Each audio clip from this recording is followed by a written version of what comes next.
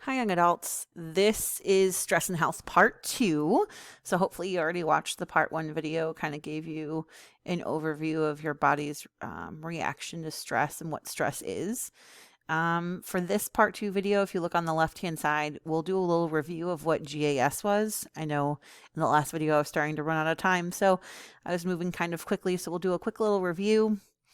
We'll talk about how your body copes with stress and how it helps it fight disease. So we'll talk about disease, stress in your heart, stress and colds. We'll talk about your immune system and what types of cells. Your book kind of talks about 4 types of cells that help your immune system function. And then the very last thing we'll talk about is how you can manage your stress. If you look at the right hand of your screen, things that you should have out. We're really kind of talking about Module 44 here, which was not assigned as part of class. You're welcome to read it if you so desire. If I'm talking about things that you're confused on, you're welcome to look in your textbook. But information on stress can be on the AP exam, so it's just important that you watch the videos and you follow along with what I'm talking about. In terms of what you should have out, you should take your journal out. If you don't have your journal out, you can go ahead and pause the video and get it out. I would recommend that on the top you write Module 44, Stress. And obviously, as I'm going through some different bold terms and some information, it would be important for you to take notes. I'll try and point out the things specifically I think you should write down. But as we go through, you should definitely be jotting some of these ideas down.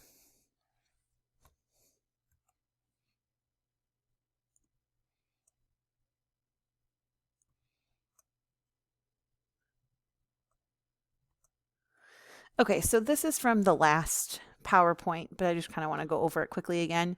GAS is General Adaptation Syndrome, and this is Hans Selye's concept of how your body responds to any type of stress. He says it all goes through the same pattern. So first was the alarm reaction. This is just the activation of your sympathetic nervous system, getting you to fight or flight. Then as the stress kind of maintains itself, there's the resistance phase where your body is fully engaged, summoning all of its resources, trying to fight what the stressor is. And then as time passes and there's no relief to you, you enter the exhaustion phase where you're basically depleting your body's energy sources. And this is the phase where you become more vulnerable to illness or in extreme cases, death. I was giving you the example in the last PowerPoint of like final exams week in December. And normally you guys are very busy the last 2 weeks of the semester, either turning in, papers for English class, or you have projects to do in addition to preparing for finals.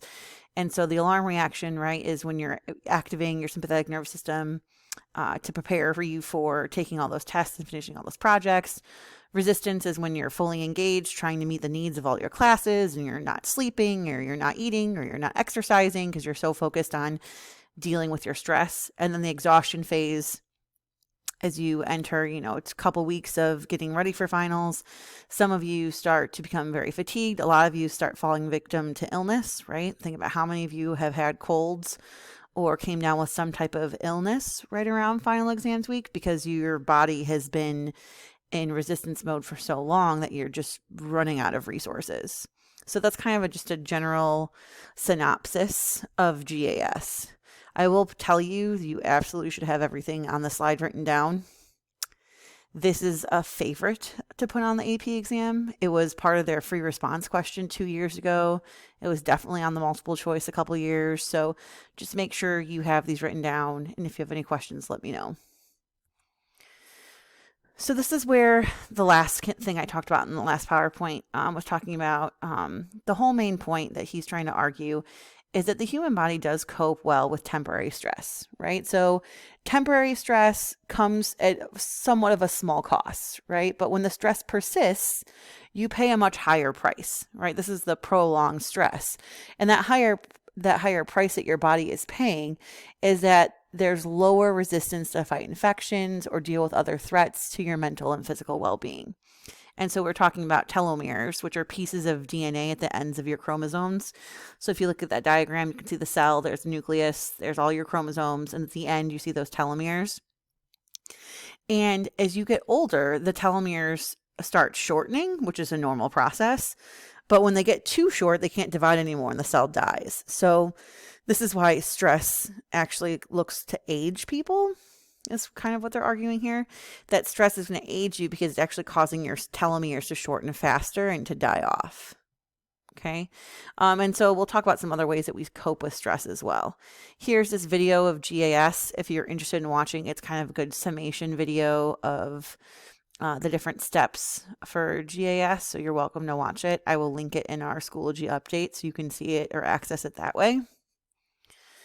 And then this will talk about some other ways that people cope with stress. So the textbook kind of was talking about two different options that people use to cope with stress, and maybe you can relate to some of these. The first one is when you're faced with some type of stressful situation, sometimes people withdraw, right? They're going to pull back. They're going to conserve their energy. Generally speaking, you see this more with men than women, where they socially withdraw. In a negative aspect, people, when they socially withdraw, sometimes they turn to alcohol. They become aggressive. So not always, obviously, but men are more likely to withdraw during stressful situations. Another way that people cope with stress is to seek and give support. So this is actually a term in your textbook, so I would definitely write it down. It's called tend and befriend. And that's kind of just like the words are suggesting, that under stress, people often provide support to others. That's the tending piece, right? You're taking care of and you're tending to those who might need you. And they bond with and seek support from other people. So they're befriending other people looking for support themselves. Your book said this is typically found, especially among women, during this time where we're all dealing with the pandemic of COVID-19. You see a lot of this tend and befriending, right? Like this is a stressful situation for a lot of people. And so you see a lot of outreach, right? Community outreach from the school, trying to take care of other people. People are looking for kind of social groups to be a part of as they're isolated in their homes. So they're looking to befriend other people, to seek support from their family or their coworkers or their friends. One of the things that's linked to tend and befriend is this idea of oxytocin. Oxytocin is a stress moderating hormone that's associated with pair bonding in animals. But in humans, oxytocin is actually released through touch. So it's a stress moderating hormone. It decreases your stress level. And for humans, it's released in touch. So like cuddling or giving someone a massage or specifically like breastfeeding, right? So we're talking about that bond between like a female and her child if she is able to breastfeed. So part of that bond, because there's obviously touch involved, right? As you're holding an infant, that helps release oxytocin, which moderates your stress in your bloodstream. So those are two things that you should definitely write down, this idea of tend and befriend and this idea of oxytocin. This is actually from our last chapter. We didn't have time to talk about it, but it also has to do with stress. So in terms of coping with stress, there are kind of two different ways of quote unquote coping. These were bold terms in your textbook. So one is problem-focused coping, and I'll go ahead and put the other one up so you can see it. The other one is emotion-focused coping. So when we talk about problem-focused coping, we're talking about trying to reduce the stress by changing the events that either cause your stress or changing how you react to the stress. So the whole point of problem-focused coping is trying to resolve the situation, right? Or altering the source of where the stress is coming from. So a lot of times it could be removing yourself from the situation, seeking information or assistance, or trying to problem solve whatever is causing you the stress. I would give the example of my older sister. If you ever meet her, you can never tell her these things. But with my older sister, her house is always a hot mess. It's a disaster. Toys everywhere. You can't even see the counter sometimes. And I don't live like that. Things all have a place and they get put away.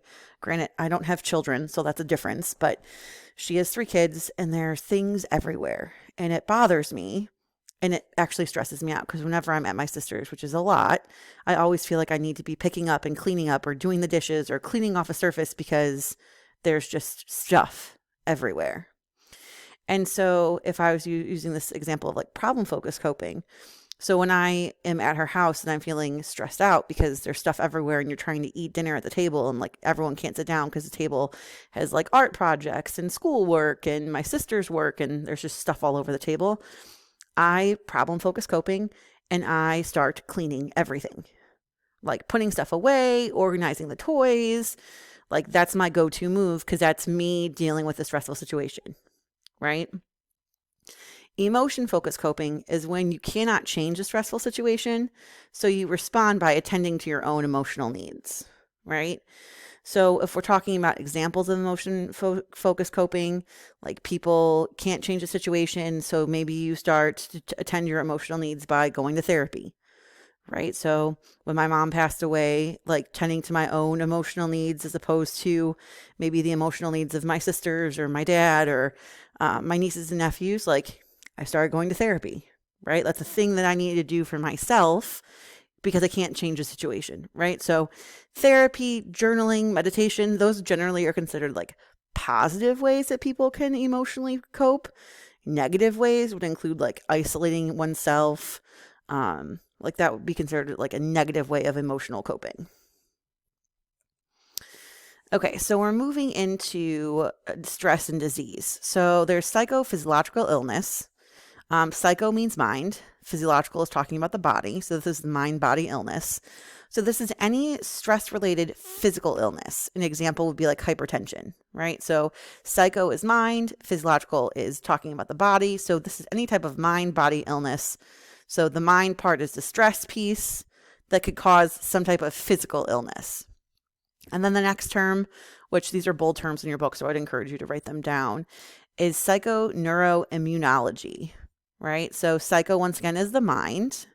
Neuro is talking about like the structures of the brain. And so if you think about the mind feeds the brain structures, and the brain structures control your endocrine system, which is talking about like your bloodstream and releasing hormones. So together, they all control the immune system and your health. So that's kind of what those terms are talking about. Okay. Now, these are also all very important terms that I would encourage you to write down. And it's talking about how your immune system is kind of like it's a surveillance system. So when it's properly functioning, the whole point of your immune system is to survey your body, isolate, destroy things that are foreign to your body. So bacteria, viruses, other types of invaders, like the whole point is your immune system should isolate and destroy those things that are not supposed to be there. And so these are kind of 4 different types of cells that are active in that surveillance system of isolate, destroy. So the first broad category would be lymphocytes. And there are 2 types of lymphocytes, and this is all in your white blood cells, right? So lymphocytes are white blood cells. So the first are B lymphocytes, and they form in bone marrow, right? That's why it's called B, is bone marrow. And they help release antibodies that fight your bacterial infections. T lymphocytes form in your thymus and other lymphatic tissue, and those are going to attack cancer cells, viruses, and foreign substances. T lymphocytes can actually also attack a transplanted organ. So there's actually an interesting video that I'll attach to this where it talks about how transplanted organs trigger your immune system to attack itself in terms of the new organ that has been transplanted. The third type of cell is macrophage. These are called big eaters. They identify, pursue, and ingest harmful invaders and worn out cells, and they essentially kill them by eating them. And then you have your natural killer cells, which are called NK cells.